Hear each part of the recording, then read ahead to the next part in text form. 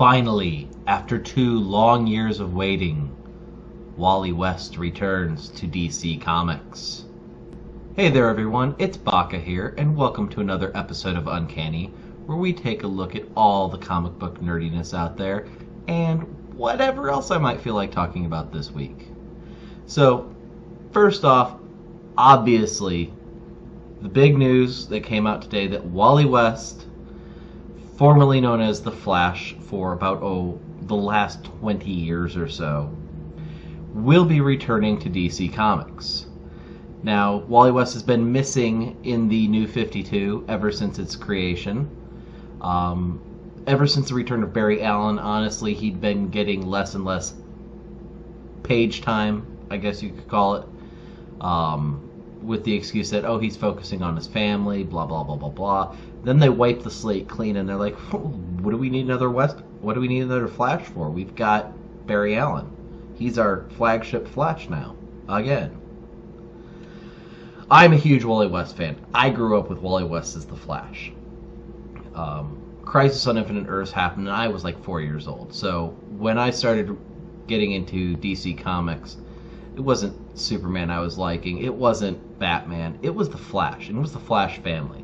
And Wally West was the head of that family.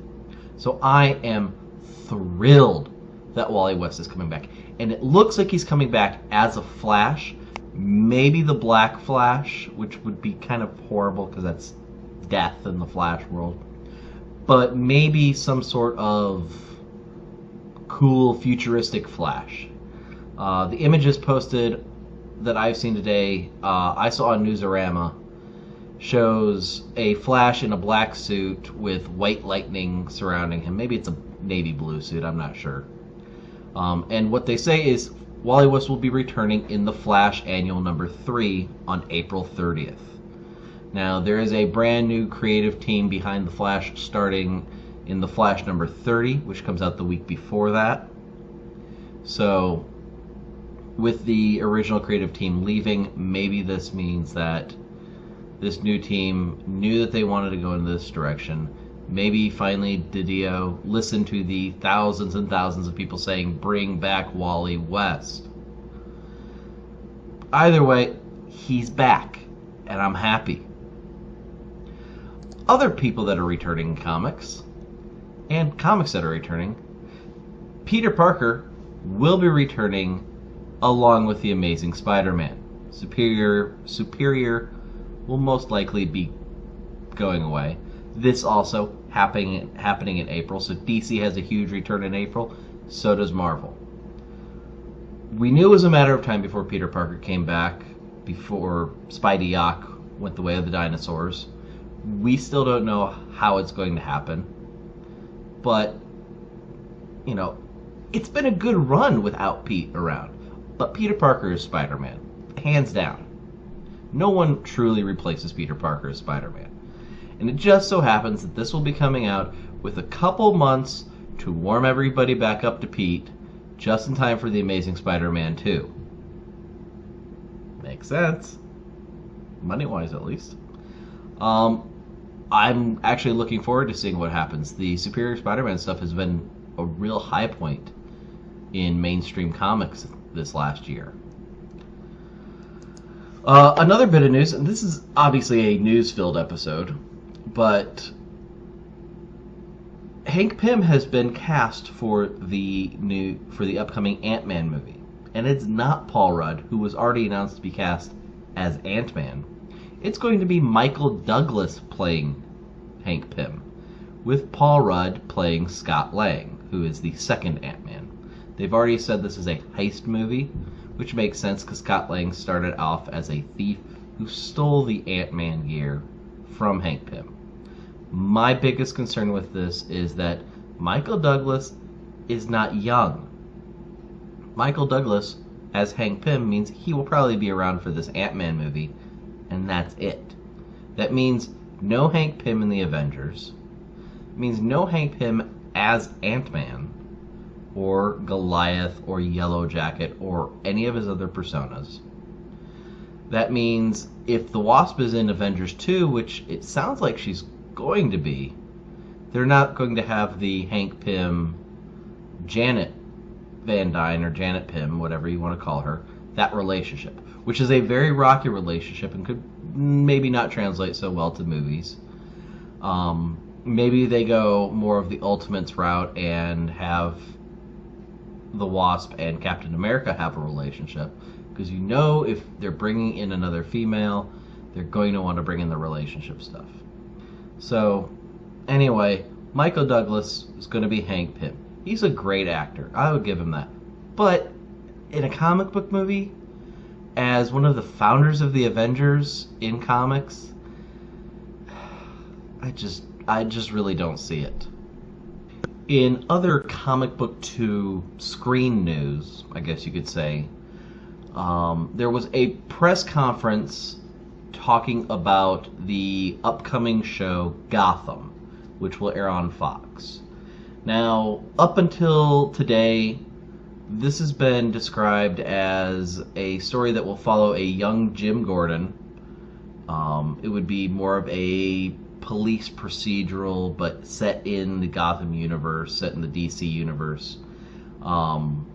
Something a lot of fans were hoping similar to Gotham Central.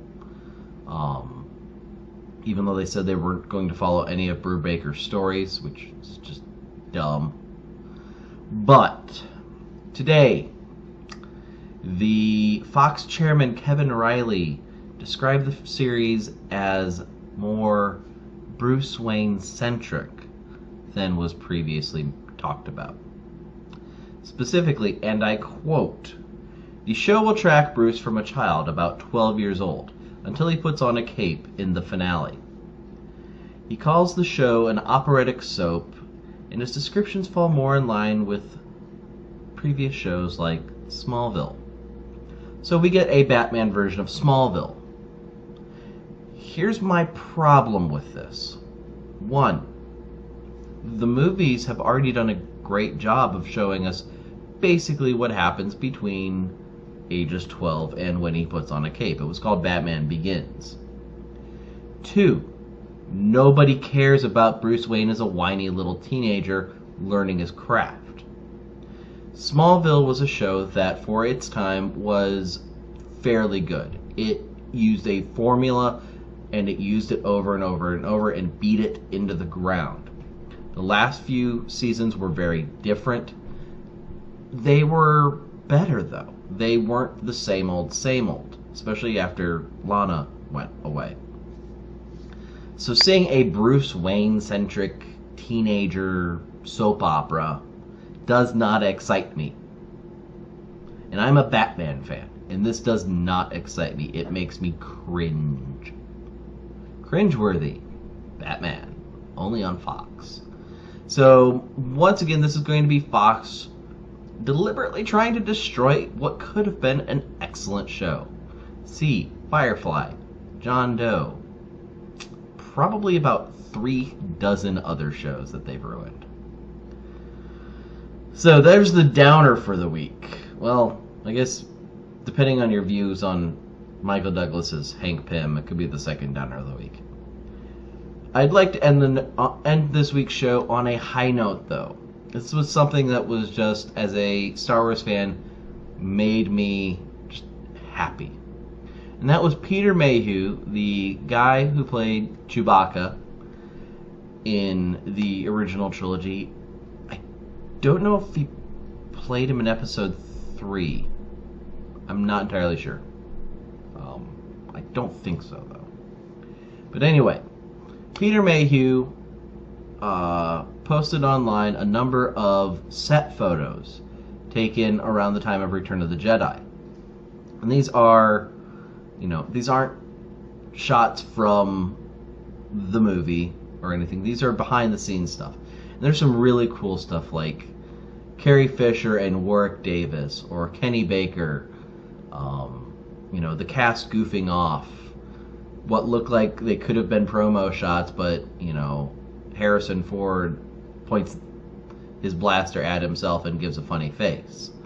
They're really kind of nice and warm and uplifting, which is something that Star Wars made a lot of us feel when we were growing up with it. You know, yeah, there are dark parts. Empire Strikes Back, super dark. But, you know, that world, discovering this galaxy far, far away was amazing. You know, it caused a lot of us to get into science fiction, get into fantasy. And the fact that we get this glimpse at what it was like. And I'm going to say, I was 2 years old when Return of the Jedi came back. I was 3 and 4 when Ewoks and Battle for Endor came out. And I will say this, I watched those things daily as a young child. When I say I grew up with Star Wars, I grew up with Star Wars. I had the giant coloring books, I had the story books, I had toys, you know, you name it. I was a Star Wars fanatic. I love me some Star Wars. So getting to see this behind the scenes stuff has been excellent. It was a great nerd out today. So that's going to do it for me this weekend, or week. It's Monday. It's not a weekend. Until next time, this is Baka, and I'll see you guys later. Bye.